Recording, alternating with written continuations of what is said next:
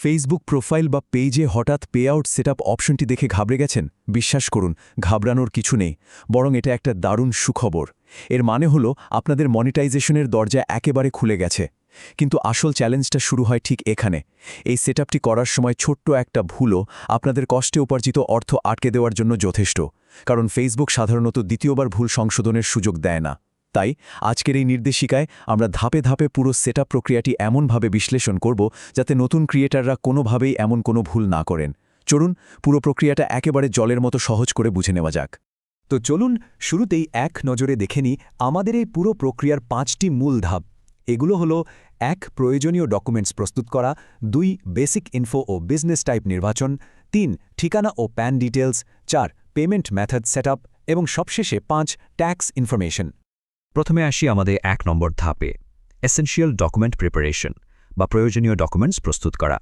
Setup বাটনে click করার আগেই কিছু জিনিস একদম হাতের পাছে গুছিয়ে রাখা যায়। একটি ব্যাঙ্ক অ্যাকাউন্ট নম্বর, সেই ব্যাঙ্কের আইএফএসসি কোড এবং একটি বৈধ প্যান কার্ড বা প্যান কার্ড লাগবেই। এখানে একটা গোল্ডেন রুল আছে, যেটা ভুলে গেলে একদম চলবে না। ব্যাঙ্ক অ্যাকাউন্ট এবং প্যান কার্ড দুটোই কিন্তু হুবহু একই ব্যক্তির হতে হবে। তবে এখানে একটা দারুণ ট্রিক হলো, ধরুন আপনাদের নিজেদের কোনো প্যান কার্ড নেই, সেক্ষেত্রে পরিবারের যে কোনো সদস্যের প্যান কার্ড ব্যবহার করতে পারেন। তবে শর্ত একটাই, ওই একই সদস্যের ব্যাঙ্ক অ্যাকাউন্ট ডিটেলসও কিন্তু ফর্মে দিতে হবে।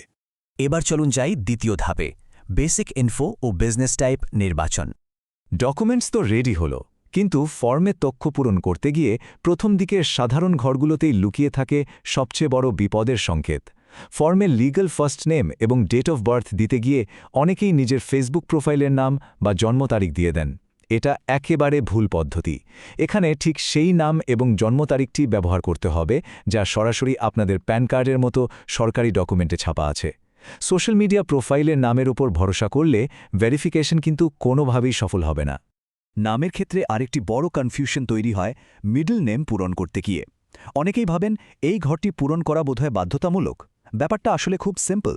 ধরুন নামটা যদি 3 শব্দের হয়, যেমন নববিদ কুমার রাওয়াত, কেবল তখনই কুমার শব্দটি মিডল নেম হিসেবে বসবে। আর যদি নাম মাত্র 2 শব্দের হয়, তবে ফার্স্ট নেম ও লাস্ট নেম লিখে মিডল নেমের ঘরটি একদম ফাঁকা ছেড়ে দিন। এর পরের সবচেয়ে ভাইটাল পয়েন্টটা হলো ইন্ডিভিজুয়াল অপশনটি বেছে নেওয়া। বিজনেস টাইপ নির্বাচন করার সময় 99% নতুন ক্রিয়েটর এখানেই সবচেয়ে বড় ভুলটি করেন। আপনাদের যদি কোনো বড় কর্পোরেট প্রতিষ্ঠান না থাকে, তবে চোখ বন্ধ করে সর্বদা ইন্ডিভিজুয়াল অপশনটি বেছে নেবেন। অন্য কিছু সিলেক্ট করলেই কিন্তু পরবর্তীতে পেমেন্ট পাওয়া প্রায় অসম্ভব হয়ে দাঁড়াবে। বেসিক ইনফরমেশন তো হলো, এবার আসি আমাদের তৃতীয় সেকশনে, ঠিকানা এবং প্যান ডিটেলস। ঠিকানার ফিল্ডগুলো ক্ষেত্রবিশেষে একটু বিভ্রান্তিকর লাগতে পারে, তবে নিয়মটা হলো সবসময় অফিসিয়াল আইডি কার্ডের পেছনে থাকা পার্মানেন্ট অ্যাড্রেস বা স্থায়ী ঠিকানায় ব্যবহার করবেন। টাউন বা সিটির জায়গায় আশেপাশের কোনো পরিচিত শহরের নাম দিতে পারেন, আর বিখ্যাত শহর না থাকলে সরাসরি রাজ্যের রাজধানীর নাম দিয়ে দিন। আর হ্যাঁ, জিপ/পোস্টাল কোড শব্দটা দেখে ঘাবড়ে যাওয়ার কিচ্ছু নেই। এটা আসলে আপনাদের স্থানীয় পোস্ট অফিসের পিনকোড ছাড়া আর কিছুই নয়। এখানে একটা সাধারণ কিন্তু মারাত্মক ভুলের বিষয়ে সতর্ক করে দিচ্ছি। অনেকেই প্যান কার্ডের ফিল্ডে ভুল করে নিজেদের মোবাইল নম্বর বা ব্যাঙ্ক অ্যাকাউন্ট নম্বর টাইপ করে বসেন। এটা করা যাবে না।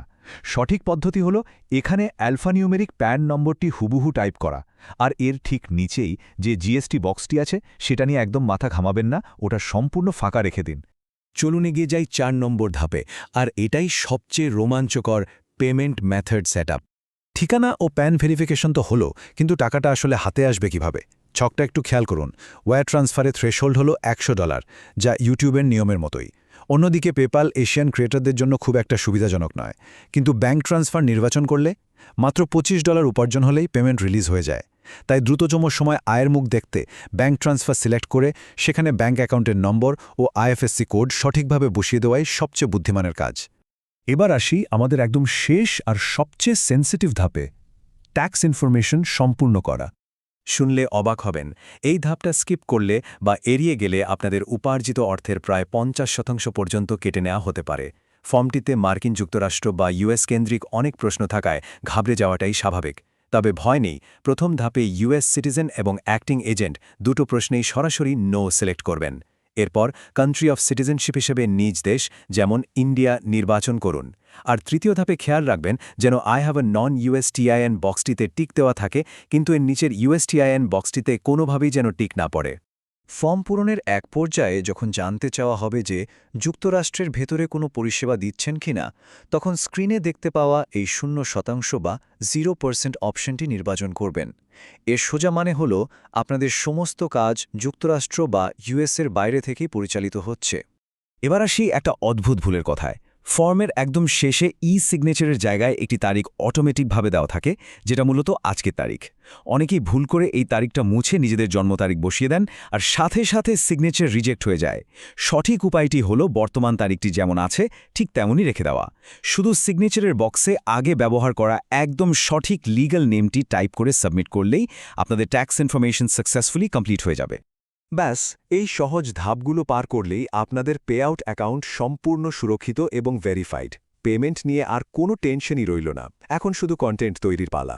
এই মজবুত কাঠামোর ওপর দাঁড়িয়ে প্রথম বড় আয়ের মাইলফলকটি স্পর্শ করার জন্য আপনারা এবার কোন চমৎকার কন্টেন্টটি তৈরি করতে যাচ্ছেন? আপনাদের এই রোমাঞ্চকর সৃজনশীল যাত্রার জন্য রইল অনেক